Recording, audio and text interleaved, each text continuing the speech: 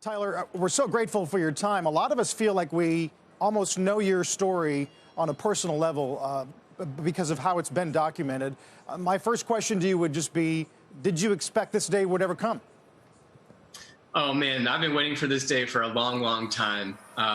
Just to give you a little idea, I first met Elizabeth Holmes when I was 20 years old, and I'm 31 now. So this saga has largely consumed my adult life. It felt like it would never come, but it finally did. It sounds like you are happy about some of the verdicts, but not all. Yeah, I'm definitely happy that she was found guilty for defrauding investors. I'm a little disappointed that she was found not guilty for defrauding the patients, who I think were the real victims. And, I did what I did. I stuck my neck out to help protect those patients, not to protect Betsy DeVos's $100 million investment. Right. But I'm happy. Go ahead. Sorry. Oh, I'm happy that we got 4 guilty verdicts.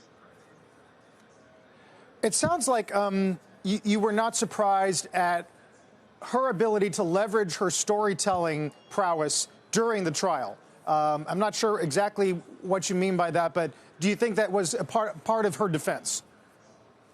Definitely.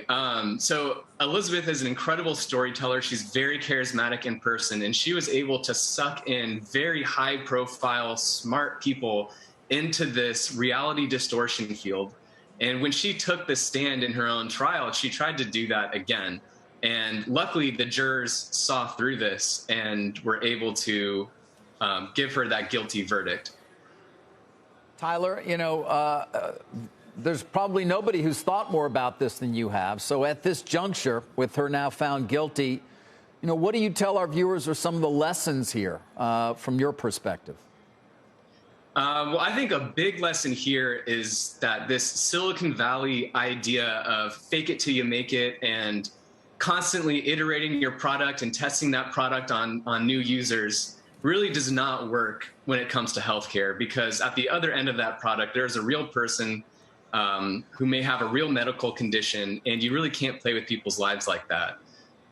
So I think this move fast, break things kind of model just does not work in healthcare, and I'm happy that the CEO who was implementing that on real people is being held accountable.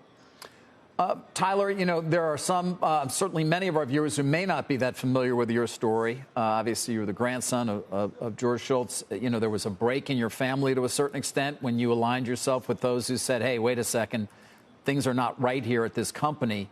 Where do things stand for you right now personally? And what would you tell other whistleblowers who perhaps looking at your story would be somewhat reluctant to speak up?